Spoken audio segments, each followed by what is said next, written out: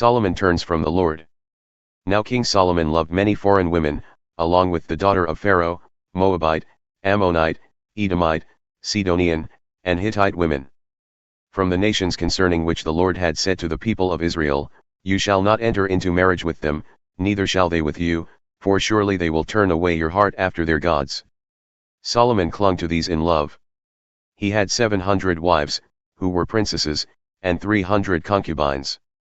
And his wives turned away his heart.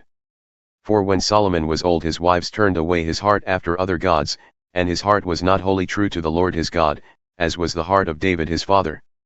For Solomon went after Ashtoreth the goddess of the Sidonians, and after Milcom the abomination of the Ammonites. So Solomon did what was evil in the sight of the Lord and did not wholly follow the Lord, as David his father had done.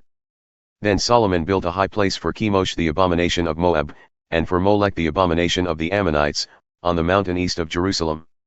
And so he did for all his foreign wives, who made offerings and sacrifice to their gods. The Lord raises adversaries.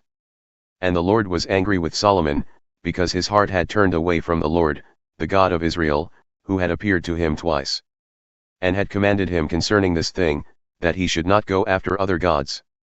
But he did not keep what the Lord commanded.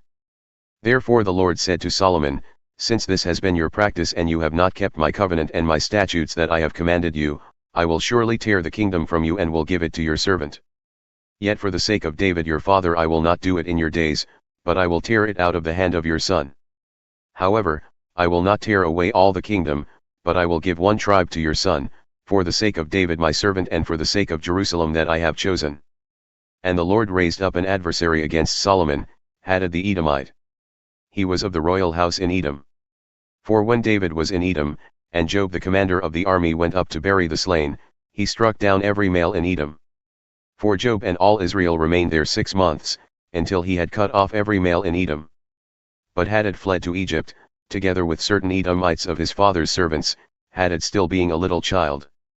They set out from Midian and came to Paran and took men with them from Paran and came to Egypt, to Pharaoh king of Egypt, who gave him a house and assigned him an allowance of food and gave him land. And Hadad found great favor in the sight of Pharaoh, so that he gave him in marriage the sister of his own wife, the sister of Tahpenes the queen. And the sister of Tahpenes bore him Genubath his son, whom Tahpenes weaned in Pharaoh's house. And Genubath was in Pharaoh's house among the sons of Pharaoh. But when Hadad heard in Egypt that David slept with his fathers and that Joab the commander of the army was dead, Hadad said to Pharaoh, "Let me depart, that I may go to my own country." But Pharaoh said to him, "What have you lacked with me that you are now seeking to go to your own country?" And he said to him, "Only let me depart." God also raised up as an adversary to him, Rezon the son of Eliadah, who had fled from his master Hadadezer king of Zebah. And he gathered men about him and became leader of a marauding band, after the killing by David. And they went to Damascus and lived there and made him king in Damascus. He was an adversary of Israel all the days of Solomon, doing harm as Hadad did. And he loathed Israel and reigned over Syria. Jeroboam the son of Nebat, an Ephraimite of Zerdah, a servant of Solomon, whose mother's name was Zeruah, a widow, also lifted up his hand against the king. And this was the reason why he lifted up his hand against the king. Solomon built the Millo, and closed up the breach of the city of David his father. The man Jeroboam was very able, and when Solomon saw that the young man was industrious he gave him charge over all the forced labor of the house of Joseph. And at that time, when Jeroboam went out of Jerusalem, the prophet Ahijah the Shilonite found him on the road.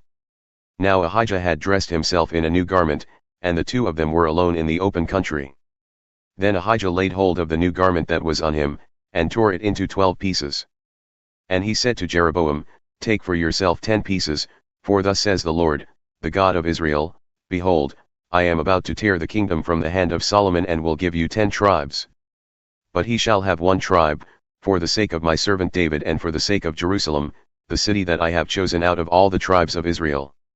Because they have forsaken me and worshipped Ashtoreth the goddess of the Sidonians, Chemosh the god of Moab, and Milcom the god of the Ammonites, and they have not walked in my ways, doing what is right in my sight and keeping my statutes and my rules, as David his father did. Nevertheless, I will not take the whole kingdom out of his hand, but I will make him ruler all the days of his life, for the sake of David my servant whom I chose, who kept my commandments and my statutes." But I will take the kingdom out of his son's hand and will give it to you, 10 tribes. Yet to his son I will give 1 tribe, that David my servant may always have a lamp before me in Jerusalem, the city where I have chosen to put my name. And I will take you, and you shall reign over all that your soul desires, and you shall be king over Israel. And if you will listen to all that I command you, and will walk in my ways, and do what is right in my eyes by keeping my statutes and my commandments, as David my servant did, I will be with you and will build you a sure house, as I built for David, and I will give Israel to you. And I will afflict the offspring of David because of this, but not forever. Solomon sought therefore to kill Jeroboam. But Jeroboam arose and fled into Egypt, to Shishak king of Egypt, and was in Egypt until the death of Solomon. Now the rest of the acts of Solomon, and all that he did, and his wisdom, are they not written in the book of the acts of Solomon? And the time that Solomon reigned in Jerusalem over all Israel was 40 years. And Solomon slept with his fathers and was buried in the city of David his father. And Rehoboam his son reigned in his place.